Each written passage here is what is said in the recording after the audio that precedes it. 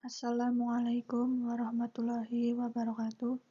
Yang terhormat, Bapak Onok selaku dosen mata kuliah Bahasa Indonesia dan teman-teman sekalian yang saya hormati juga.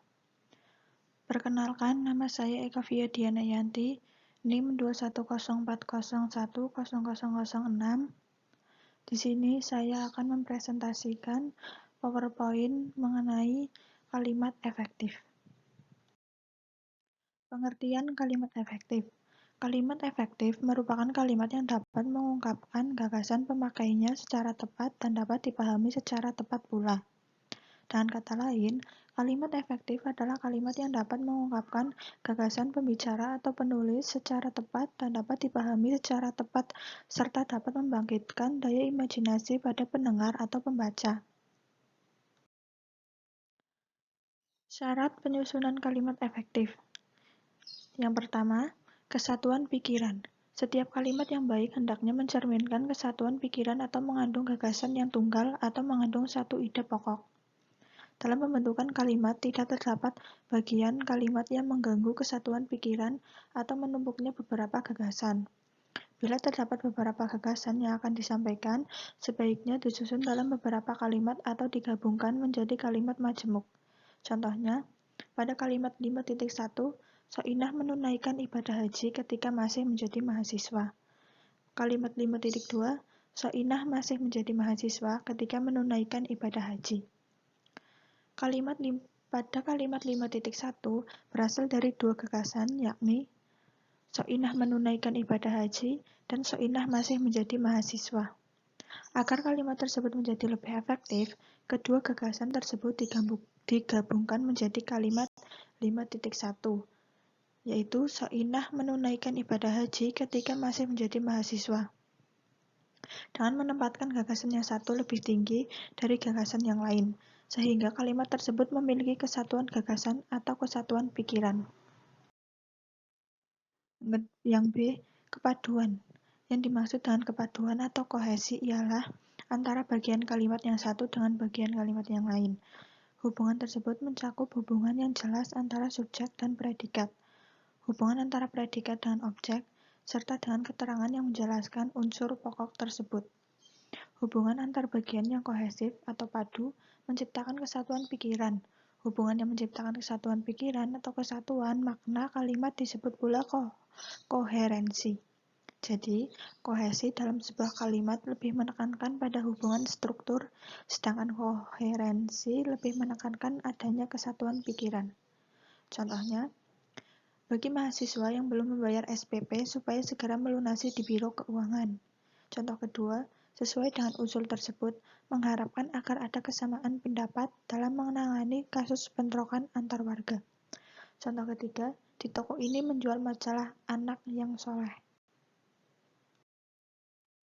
Yang C, penekanan. Setiap kalimat mempunyai sebuah ide pokok atau inti pikiran. Ide pokok ini biasanya ditekankan atau ditonjolkan oleh penulis atau pembicara. Seorang pembicara biasanya memberi penekanan bagian kalimat dengan memperlambat ucapan, meninggikan suara, dan sebagainya pada bagian kalimat tadi. Dengan demikian, penekanan adalah menekankan bagian-bagian yang penting dalam kalimat. Dalam penulisan, ada berbagai cara untuk memberi penekanan bagian kalimat. Cara tersebut ialah posisi dalam kalimat, repetisi, pertentangan, dan penambahan partikel. Yang pertama, posisi dalam kalimat. Penekanan suatu bagian kalimat dapat dilakukan dengan menempatkan bagian kalimat yang penting tersebut pada awal kalimat. Contohnya, pada kalimat 5.6, Ketua Program Studi Pendidikan Bahasa dan Sastra Indonesia membuka Seminar Nasional Bahasa dan Sastra Indonesia di Auditorium Ukhuwah Islamiyah Kamis pekan lalu. Contoh pada kalimat 5.6a, di Auditorium Ukhuwah Islamiyah Kamis pekan lalu, Ketua Program Studi Pendidikan Bahasa dan Sastra Indonesia membuka Seminar Nasional Bahasa dan Sastra Indonesia. Yang kedua, repetisi. Repetisi atau pengulangan bagian kalimat digunakan untuk memberi penekanan bagian yang penting. Pengulangan bagian-bagian kalimat biasanya dalam deretan rincian gagasan. Penekanan dan pengulangan bagian kalimat terdapat pada kalimat berikut. Contohnya, pada kalimat 5.8, hujan asam, meningkatnya kebisingan udara, meningkatnya suhu udara, terjadinya kabut tebal, serta meningkatnya gas beracun di udara. Kesemuanya itu menyebabkan kerusakan ekosistem di udara. Pada kalimat 5.9, program Laut Biru atau ProLabir merupakan suatu strategi pengendalian pencemaran udara, baik pengendalian terhadap sumber pencemaran maupun pengendalian lingkungan secara umum. Contoh yang ketiga, pertentangan. Untuk memperjelas gagasan dalam kalimat dapat disusun dengan mempertentangkan gagasan yang satu dengan yang lain. Pada contoh 5 di bawah, bagian kalimat kesadaran untuk disiplin di jalan raya tidak hanya dalam menjaga keselamatan diri sendiri dipertentangkan dengan juga untuk kepentingan pengguna jalan yang lain dengan menggunakan konjungsi tetapi. Contohnya seperti ini. Pada kalimat 5.10, kesadaran untuk disiplin di jalan raya tidak hanya dalam menjaga keselamatan diri sendiri, tetapi juga untuk kepentingan pengguna jalan yang lain. Pada contoh 5.11, keberhasilan anak itu dicapai bukan karena kepandaiannya, kecerdasannya, melainkan karena ketekunan dan ketelitiannya. Yang keempat, penggunaan partikel lah dan pun. Partikel lah dan pun memiliki fungsi untuk menegaskan. Bagian kelima yang di partikel lah dan pun merupakan bagian kalimat yang dipentingkan. Pada contoh kalimat 5.12 dia, 5.13 kemana, 5.14 kakek merupakan bagian kalimat yang dipentingkan. Contohnya, dialah yang datang. 5.13 kemanapun dia pergi, saya akan selalu mengikuti. Pada kalimat 5.14, paman datang, bibi datang, kakek pun datang. Karena di sini ada imbuhan pun. Jadi ini dipentingkan.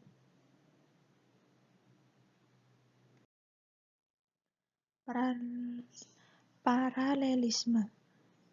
Paralelisme atau kesejajaran adalah pengembangan paragraf dengan cara mensejajarkan gagasan yang sederajat dengan menggunakan kelas kata atau imbuhan yang sama. Pada kalimat 5.15, urutan gagasan rincian dikemukakan dengan menggunakan kelas kata yang sama, yakni jalanan, sampah, aroma, penataan, dinyatakan dengan kelas kata benda. Pada kalimat 5.16, urutan gagasan dinyatakan dengan kelas kata verba dengan afiks yang sama, yakni membawa, mengenakan, mengurangi. Contohnya, pada kalimat 5.15, tempat pertemuan orang-orang yang bekerja sebagai pedagang dan konsumen atau pembeli itu menyandang citra negatif, yakni mulai dari jalanan becek, sampah berserakan, aroma tidak enak, penataan barang tidak teratur, area parkir sempit, hingga neraca keuangan amburadul. Pada contoh 5.16, kedisiplinan perlu dikedepankan mulai dari membawa surat-surat kendaraan, mengenakan alat keselamatan, dan tak mengurangi kelengkapan kendaraan. Baik, jadi untuk kesimpulan dari semua materi yang telah saya presentasikan tadi, telah saya jelaskan tadi adalah kalimat efektif adalah kalimat yang dapat mengungkapkan gagasan pembicara atau penulis secara tepat dan dapat dipahami secara tepat serta dapat membangkitkan daya imajinasi pada pendengar atau pembaca. Penyusunan kalimat efektif dapat dilakukan dengan memperhatikan persyaratan sebagai berikut: kesatuan pikiran, kepaduan atau koherensi, dan pengembangan kalimat. Kalimat efektif dapat dikembangkan melalui beberapa cara, di antaranya kesatuan pikiran, kepaduan, repetisi, penekanan, variasi penempatan bagian kalimat, pertentangan, penggunaan partikel lah, kah, dan pun, serta paralelisme atau kesejajaran. Kepaduan atau kohesi ialah antara bagian kalimat yang satu dengan bagian kalimat yang lain. Hubungan tersebut mencakup hubungan yang jelas antara subjek dan predikat. Hubungan antara predikat dan objek serta dengan keterangan yang menjelaskan unsur pokok tersebut. Penekanan adalah menekankan bagian-bagian yang penting dalam kalimat. Paralelisme atau kesejajaran adalah pengembangan paragraf dengan cara mensejajarkan gagasan yang sederajat dengan menggunakan kelas kata atau imbuhan yang sama. Mungkin hanya itu yang bisa saya sampaikan. Billahi taufiq wal hidayah. Wassalamualaikum warahmatullahi wabarakatuh.